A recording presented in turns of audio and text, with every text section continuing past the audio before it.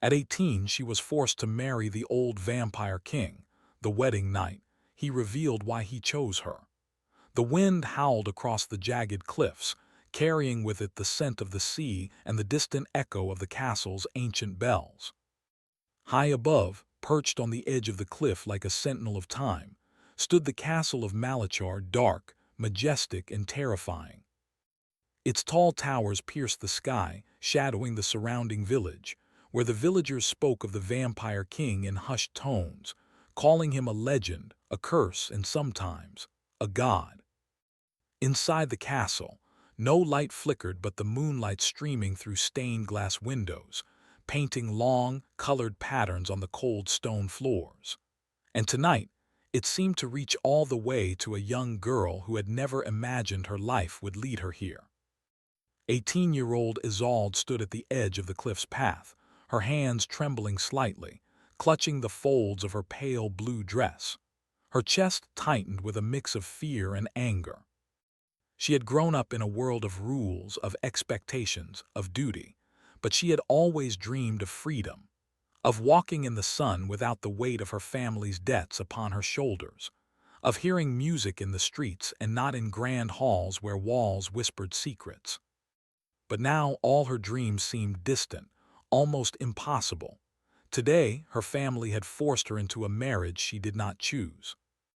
Today, she would marry the vampire king himself, the one whose name no one dared speak aloud, the one who had ruled the night for centuries, whose power and presence could bend men to their knees. Isolde, a soft voice called, breaking her thoughts. It was her mother, dressed in black velvet, her face pale under the moonlight. "You must remember your duty. Your family's survival depends on this." Isolde turned to her mother, her eyes burning. "Duty? My duty is my life, mother. Not some dark fairy tale." Her voice faltered. I cannot go there and pretend to be happy." Her mother's lips pressed into a thin line. "Pretending is part of surviving. You do not have a choice, child." With a heavy heart, Isolde turned back to the path leading to the castle gates. Beyond those gates awaited a man whose eyes, they said, had seen the rise and fall of kingdoms, a man whose smile could charm or destroy. And yet, for some unknown reason, she felt a strange pull toward the place. Not of love, not yet, but of curiosity. Something stirred in her, deep inside, that whispered, "There is more to him than the stories." The journey to the castle was quiet, except for the clatter of horses' hooves against the stone path. The carriage that carried her was black, with silver engravings that shimmered under the moonlight. Inside, Isolde sat stiffly, staring at the landscape as it blurred past. Mountains loomed in the distance, forests stretched endlessly, and rivers wound like silver threads through the valleys. She could not shake the feeling that these lands had watched centuries pass and still held secrets even she could not guess. At the castle gates, the air seemed colder. The guards were tall, silent, and pale, with eyes that glimmered in the darkness. Their uniforms were sharp, their movements precise. One stepped forward as the carriage stopped. "The bride of Lord Malachar," he intoned, his voice smooth, echoing slightly in the high arch of the gate. Isolde's hand trembled as she descended. The wind tugged at her hair, and for a moment she imagined turning back, running down the cliff path, leaving behind the weight of her family's decisions. But she did not. She walked forward, her steps uncertain, as the heavy doors of the castle opened with a slow, echoing creak. Inside, the castle was even more breathtaking. Massive chandeliers hung from vaulted ceilings, casting dim light over tapestries that told stories of battles and bloodlines long forgotten. The air was cool, almost unnervingly so, and the scent of old wood and something sweet and metallic lingered. "Welcome, Isolde," a voice said from the shadows. It was deep, smooth, and commanding, but there was something else, something soft beneath it. Isolde froze, her heart pounding. From the darkness emerged the figure of Lord Malachar. He was tall, taller than any man she had seen, with dark hair that fell just past his shoulders and eyes like liquid night. They held her gaze instantly, piercing through her fear, her uncertainty, her anger. There was no warmth, yet she felt strangely seen. "You," she began, then stopped, unable to find words that seemed adequate. "I know why you are afraid," Malachar said, his voice calm, almost gentle. "But there is no need for false bravado. Fear is honest, and I respect honesty." Isolde wanted to step back, but the floor beneath her seemed to hold her in place. He studied her closely, as if weighing her soul against some unseen scale. And then, with a tilt of his head, he gestured toward the long hallway that led to the bridal chambers. "You will stay here tonight," he said simply. "Tomorrow we will begin our lives together." Isolde's stomach twisted. "Our lives together? Do you even know me?" Malachar's lips curved in a small, unreadable smile. "I know enough." Alone in the room, Isolde sat by the window, staring out at the blackened cliffs and the restless sea below. Moonlight painted silver patterns across the floor, and for a moment she allowed herself to imagine a different life, one where she could run through fields, hear laughter, touch sunlight. But that life was gone. Hours passed. The wind moaned like a lost soul, and the castle groaned under its own weight. Isolde's thoughts drifted again to the stories she had heard. Malachar was a vampire, yes, but not just any vampire. He had lived for centuries. He had been king when others had been children, seen empires rise and fall, felt joy and sorrow in ways humans could not. And yet, there was a loneliness in him that no tale had mentioned, something that seemed to call to her. A sudden knock at the door made her jump. It opened slowly, revealing one of Malachar's attendants, a young man with pale skin and quiet eyes. "Lord Malachar requests your presence," he said, bowing slightly. Isolde's heart pounded. She followed silently down the long corridors, past tapestries and statues of kings long gone, until she reached a massive chamber. There, sitting in a high-backed chair, was Malachar. He did not rise. He simply watched her with those dark, piercing eyes. "You have been told stories," he said, voice low, "and some of them may be true, some may not. I don't know what to believe," Isolde admitted, her voice trembling. "Belief is not required tonight," he said, standing gracefully. His movement was almost liquid, smooth and deliberate. "Only observation. Watch me. Learn what is before you, not what others have said." He extended his hand, not in command, but as if offering a choice. Isolde hesitated. Something in the gesture, quiet, patient, almost gentle, drew her forward. She placed her hand in his, and in that simple touch, a spark of understanding passed between them. Not love, not yet, but a recognition of each other's loneliness, each other's fear. The night deepened and the moon rose higher, casting its silver glow across the room. Outside, the wind carried whispers of the sea, of ancient forests and of forgotten legends. Inside, two souls who had been cast into roles they did not choose began the slow, delicate dance of trust. As the first light of dawn began to creep through the high windows, a sudden, eerie silence fell over the castle. It was not the normal hush of early morning, it was a deliberate, almost watchful stillness, as if the walls themselves were holding their breath. Isolde's heart thudded. What is that?" she asked, fear creeping back. Malachar's eyes darkened, but his voice remained calm. "That, my young bride, is a reminder that our world is not as simple as it seems. Forces move in shadows, some watch, some wait, and some are closer than we imagine." Before she could ask more, a faint shadow passed over the far hall, swift, silent, and deliberate. Isolde gasped, clutching Malachar's arm. He looked at her, a small, almost unreadable expression crossing his face. "It seems, my dear, that the night holds more than just old legends. Be ready. Tomorrow our lives begin, and tonight is only the beginning." And as the castle held its ancient breath, Isolde realized that the stories she had been told were only half the truth. The other half would be revealed in time, through fear, through wonder, and through the slow awakening of a connection that neither of them could have expected. Outside, the wind howled, the cliffs stood jagged and eternal, and the castle waited for the dawn. But within its walls, a new story had begun, one of fear, curiosity, and the faintest spark of something more. The morning sun rose slowly over the jagged cliffs, spilling golden light over the dark spires of the castle. For Isolde, the warmth of sunlight felt almost foreign after the chill of the night. She stood at her window, staring at the horizon where the sea met the sky, trying to gather courage for the day ahead. Today, she would marry the Vampire King, a thought that made her heart beat with both fear and curiosity. The corridors of the castle seemed alive in the morning light. Shadows still lingered in the corners, as though reluctant to give way to the sun.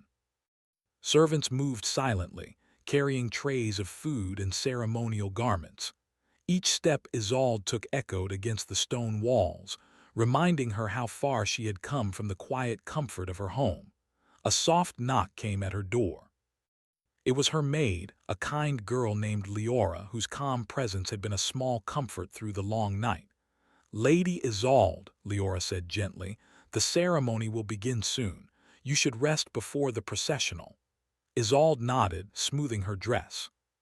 She could barely eat the small portion of bread and fruit Leora offered. Her stomach fluttered with nerves, and yet there was a strange thrill in the air, a tension she could not explain. Something about the castle, about the coming ceremony, made her feel as if the world itself was holding its breath. The wedding chamber was decorated in a style both haunting and magnificent. Dark velvet draped the walls, and silver candelabras lined the long hall. The light caught the intricate patterns of ancient symbols carved into the stone floors. It was a mixture of beauty and intimidation, the kind that whispered of centuries of tradition, power, and secrets.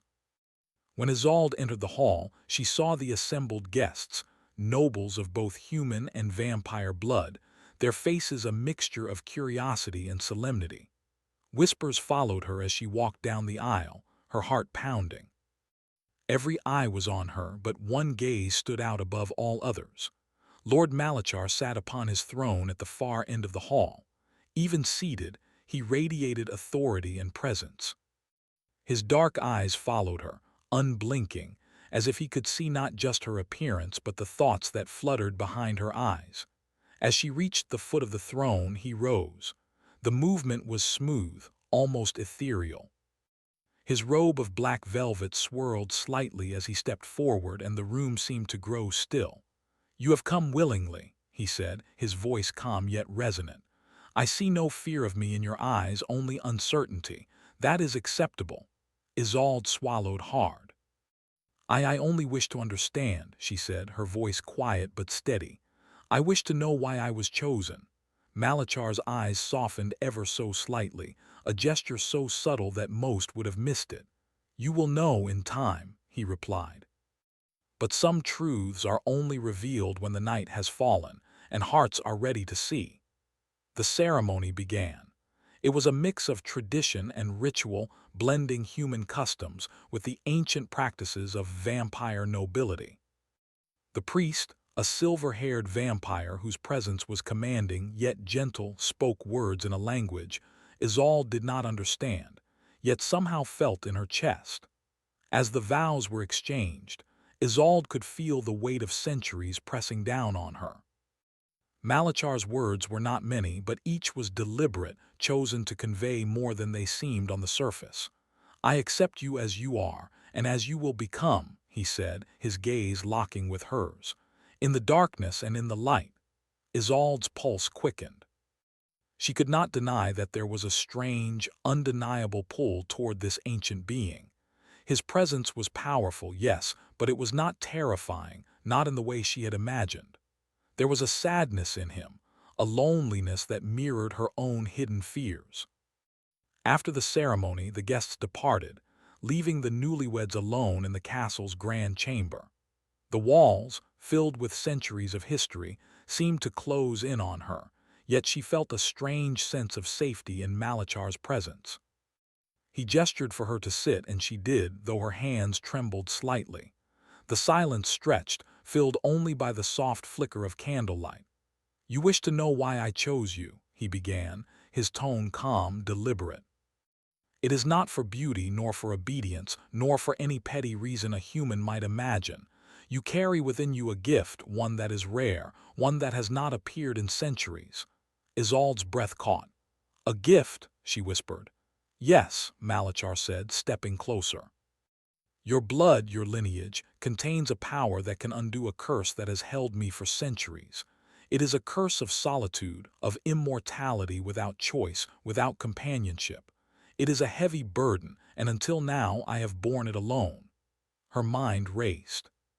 She had heard stories of vampires, of magic, of curses, but never had she imagined being part of one. And yet, as he spoke, she felt a strange recognition, as if the truth had been waiting for her all along. But why me? She asked, her voice trembling. Why choose someone who has not yet understood? Malachar's gaze softened, almost imperceptibly. Because sometimes the only way to awaken humanity is through someone who is unafraid of it, someone who sees the world not only for its power and fear, but for its wonder. Isolde's heart thumped.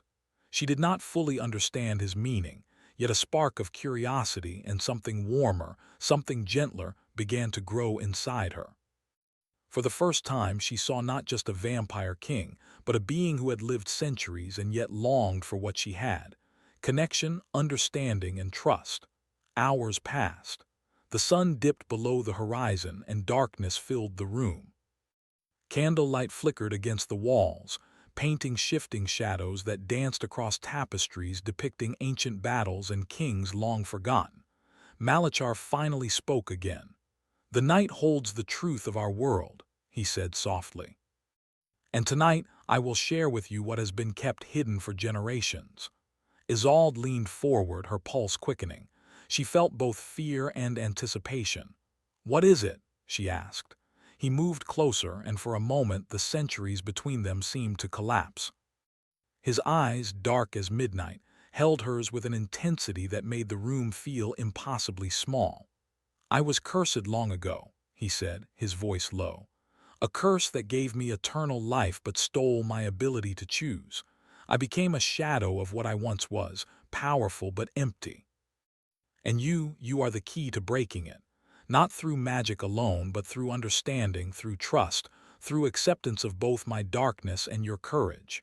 Isolde's breath caught. She did not fully comprehend the magnitude of what he said, yet something deep within her stirred. She realized that her role in this story was not merely to survive, but to participate in something far larger than herself.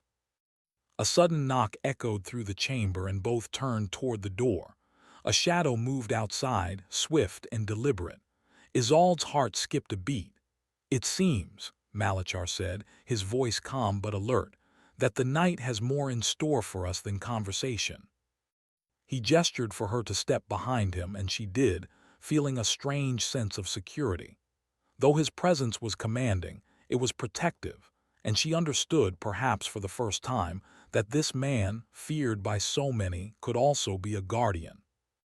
The shadow passed by the doorway, almost invisible, leaving only a sense of anticipation behind. Isolde's heart raced. Who? What was that? She asked softly. Malachar did not answer immediately. Instead, he studied her face as if measuring the courage in her eyes. Patience, he said finally. All will be revealed in time, but know this, the world we live in is not safe. There are those who would seek to harm us, to exploit weakness, and yet, together, perhaps we can face what comes. Isolde nodded, a mix of fear and determination tightening her chest. She did not yet understand everything, but she sensed the truth in his words. She was no longer just a pawn in a cruel game. She was part of a story that could change the fate of a kingdom, and perhaps even the fate of the vampire king himself. The night deepened.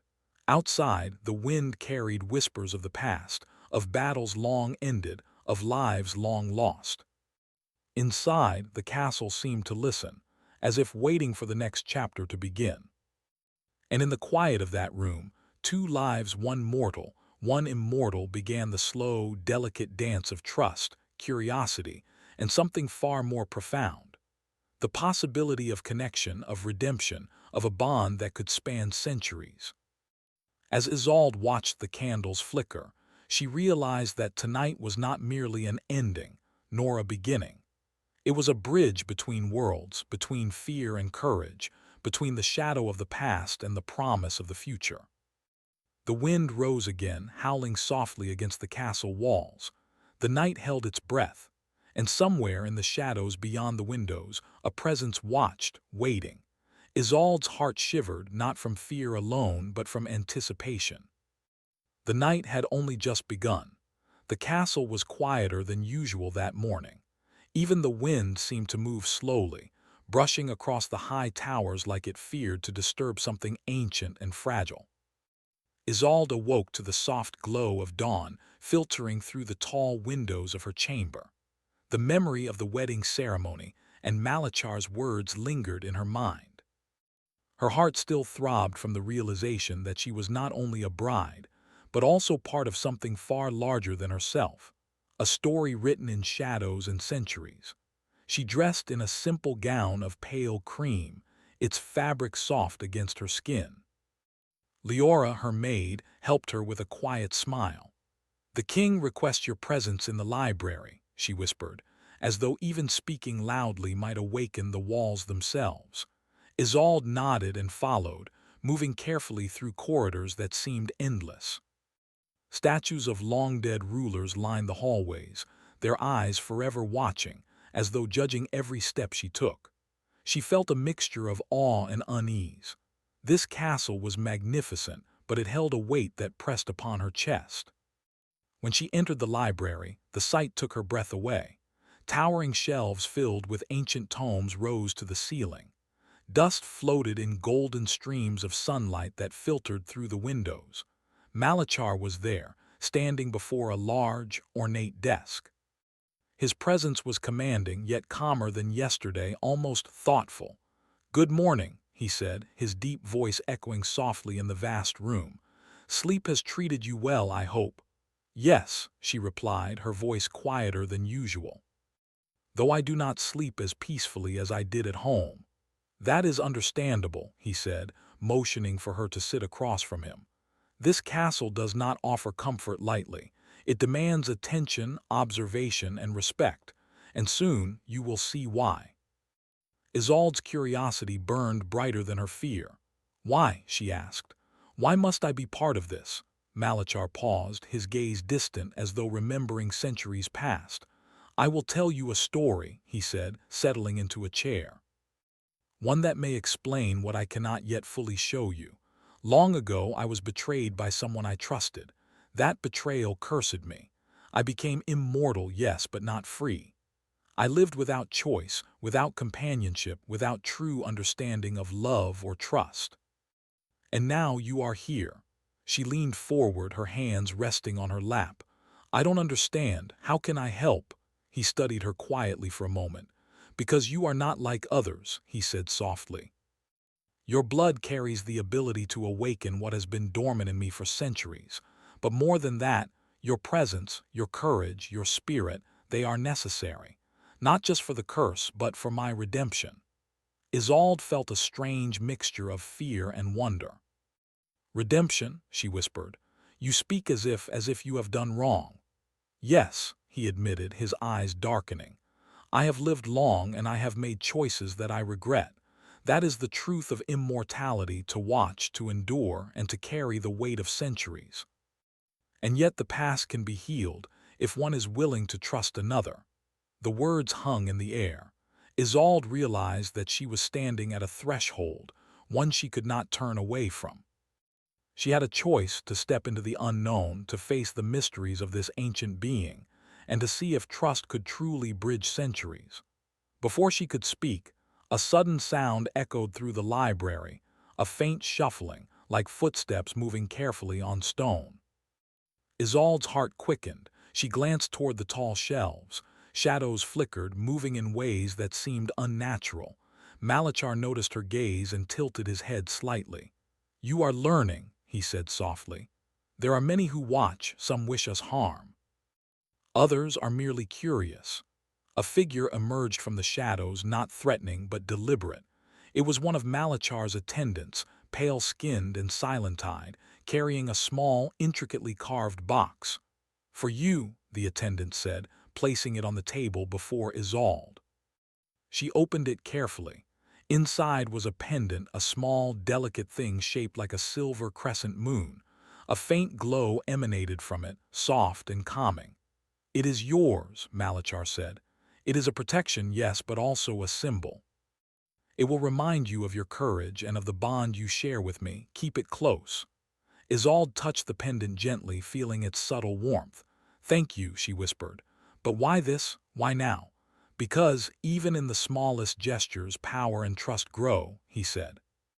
"And soon, you will see that courage is not the absence of fear, but the choice to face it." The rest of the morning passed in quiet conversation. Malachar spoke of the castle, of its history, of the generations of rulers who had lived and died within its walls. He did not speak in pride, but in reverence, as though each stone, each tapestry, and each shadow carried a memory that deserved respect. Isolde began to see him not as a monster of legend, but as a man, no, as something more complex. Centuries had shaped him, but they had not hardened him completely. There was a softness beneath the power, a longing she could sense but not yet name. By afternoon, the castle's shadowed halls seemed less intimidating. Isolde felt a strange sense of belonging, as though she was meant to walk these corridors, to witness these secrets, and to participate in the life of a man whose past was as heavy as the castle walls themselves. Yet, even as trust began to grow, the shadow of danger loomed. Late in the day, a sudden noise echoed through the halls, the faint crackle of movement, deliberate and careful. Isolde stiffened, sensing something approaching. Malachar's eyes narrowed. "They have found us," he said. "Those who wish to exploit weakness are patient. They wait for moments of doubt, moments of distraction." Before she could respond, the shadow moved, swift, silent, and calculated. A group of figures appeared, not monstrous but commanding. Their robes were dark, their eyes sharp. They were vampires like Malachar, yet there was a hardness to them, a coldness, a suspicion. "You dare bring a mortal into the castle?" one of them demanded, voice sharp as ice.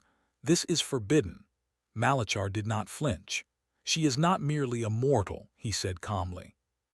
"She is part of a destiny that has been waiting centuries to unfold, and I will not allow fear or prejudice to decide what is right." The room fell silent, the tension thick. Isolde's heart pounded, but she did not step back. Something in Malachar's calm, unwavering stance gave her courage. She realized in that moment that the power she had feared could also protect her, and that courage was not just his to command, it was hers to claim. The visitors exchanged glances, measuring, calculating. Finally, they nodded reluctantly, bowing slightly before retreating. The shadows of the corridor swallowed them, leaving only the quiet hum of the castle and the soft flicker of candlelight. Malachar exhaled slowly, his shoulders relaxing for the first time that day. "They test me," he said, "as they always do, and yet you stood. That is important." Isolde met his gaze. "I didn't step back," she said quietly, "even though I was afraid." He studied her for a long moment, as though reading the courage etched into her posture.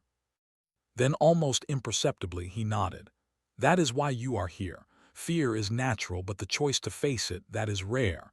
That is what will help us both." Evening came, and the castle seemed to exhale. The sun dipped behind the cliffs, painting the sky in hues of rose and gold. Shadows stretched longer, creeping along the walls and floors. Isolde felt a strange mix of exhaustion and exhilaration. Today had been overwhelming, yet she had discovered something within herself, a spark of strength, a willingness to face the unknown. Malachar stood by the window, looking out at the horizon. The glow of the last sunbeam touched his face, revealing a softness that centuries of power had not erased. "You see," he said, his voice quiet, "even immortals long for connection.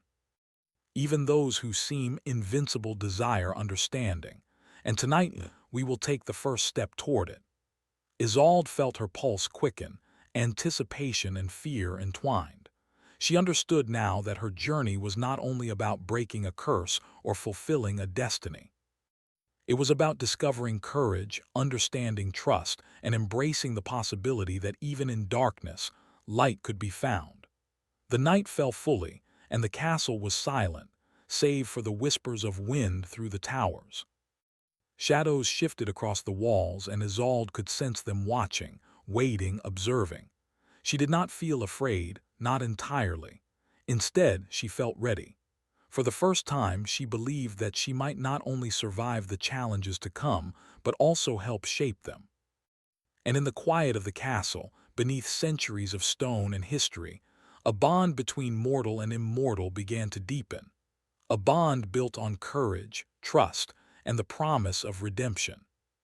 But even as they shared this moment, a distant presence stirred, something older than the castle itself, watching, waiting for the perfect moment to strike. And Isolde knew, deep in her heart, that tomorrow would bring new challenges, new revelations, and a test of courage unlike any she had faced before. The night was far from over, and in its shadows, secrets waited to be revealed. The night had fallen over the castle like a velvet cloak, heavy with silence and shadow. Isolde stood at the window of her chamber, the silver glow of the moon illuminating the cliffs below. Tonight felt different, heavier, charged with a sense that something long hidden was about to awaken. She held the silver crescent pendant close to her chest, feeling the warmth it gave. It was more than a trinket. It was a symbol, a reminder of courage, of trust, and of her bond with Malachar. Since her arrival, she had learned that the world within the castle was not just ruled by rules and shadows, but also by choices, the choices she had made, and the choices Malachar had waited centuries for someone to inspire him to make. A soft knock came at her door. She turned to see Malachar standing there, his dark hair falling over his shoulders and his eyes shining in the candlelight. There was a quiet intensity in his gaze, the kind that made her heart tighten with anticipation. "Are you ready?" he asked, his voice low but steady. Isolde nodded. "I think so," she whispered. "I do not know what will happen, but I will try." He stepped closer, his presence calm yet commanding. "Tonight, the past and the present will meet. The curse that has bound me for centuries will either break, or it will endure for many more. But you hold the key." Together, they walked through the castle corridors, past towering statues and shelves filled with dusty tomes. The shadows of the walls seemed to twist and move as if alive, but Isolde felt no fear. Malachar's hand brushed hers briefly, a silent gesture of reassurance. They reached the heart of the castle, the grand hall, a vast space filled with intricate carvings and ancient symbols. Candles floated in midair, casting gentle light that danced across the walls.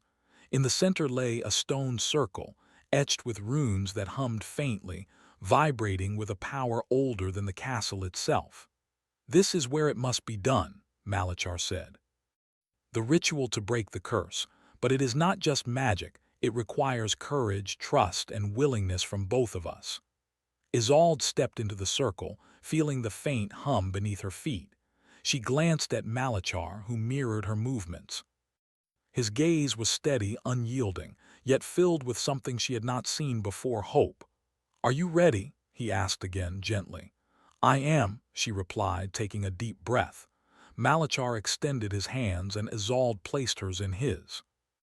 The moment their fingers touched, a pulse of energy ran through her, not frightening but awakening.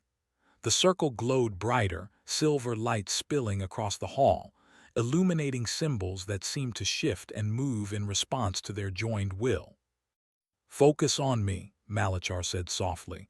"Trust that what we do together can change the past and shape the future." Isolde closed her eyes, letting her heartbeat synchronize with his. She felt the weight of centuries pressing down, the sorrow of a life lived in shadow, and the loneliness that had defined Malachar's existence. And then she felt her own courage rise, a flame that burned against despair. The room shimmered and the runes glowed more intensely. Malachar's voice echoed in the hall, chanting words older than memory, words of power and healing.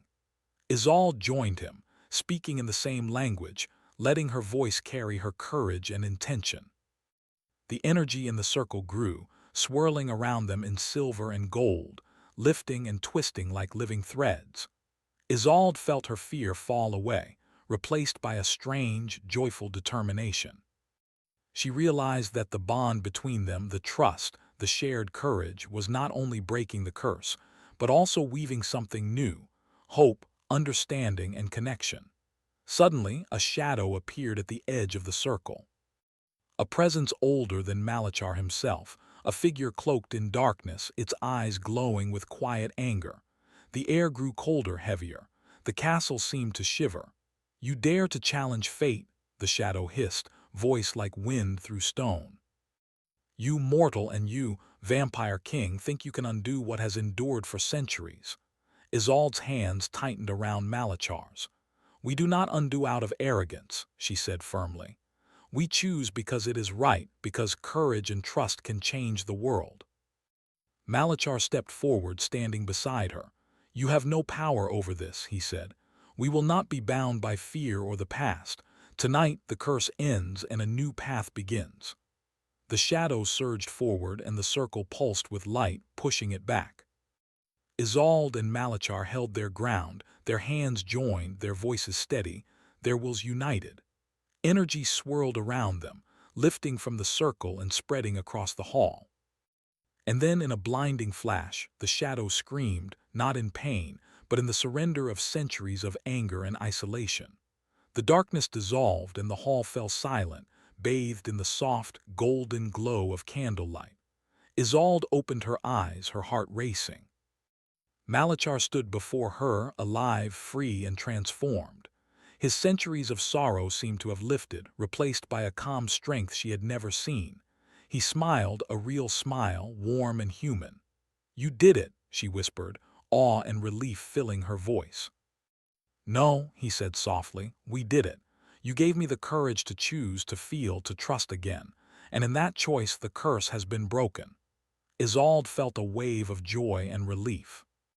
For the first time since she had arrived at the castle, she felt truly seen, truly important, not as a pawn but as a partner in a story far larger than herself. Malachar stepped closer, his hand brushing her cheek gently. "I have lived centuries without love, without connection. And yet here with you I have discovered something I thought lost forever." Isolde's eyes glistened. "And I never thought I could be part of something so powerful, so important. I was afraid, but I trusted you. And now I understand what courage truly means." He held her hand, drawing her closer. "Together," he said, "we are stronger than the shadows of the past, stronger than fear, stronger than the curses that once bound me. Together we can face whatever comes next." The castle seemed to sigh in relief.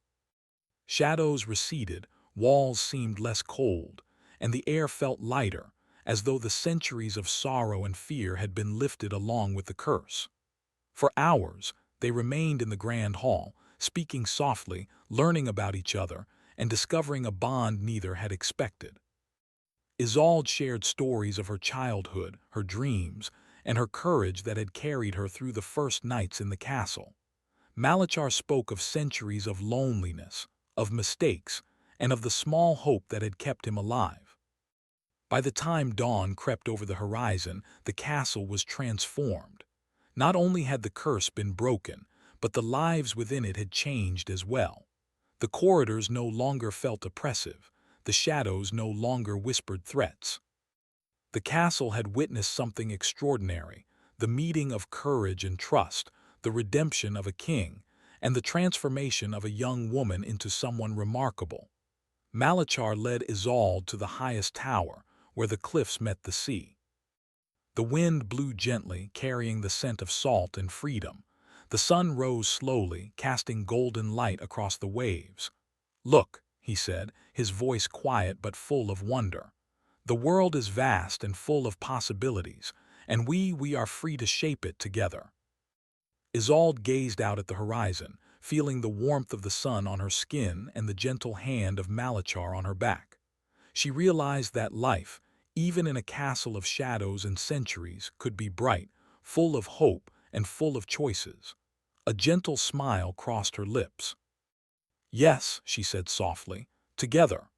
Even as they stood there, the horizon clear and golden, the memory of the shadows lingered, a reminder that the world was vast, that mysteries still existed, and that their courage and bond would be tested again. But now they were ready. Together they had faced fear, darkness, and centuries of sorrow. Together they had emerged stronger, united, and free. And somewhere beyond the cliffs, the wind carried whispers of a new story, one that would continue beyond this night. A story of courage, love, trust, and the promise of a future neither could have imagined alone. The castle stood in silence, but within its walls, two hearts had awakened, hearts that would shape the next chapter together, for centuries to come.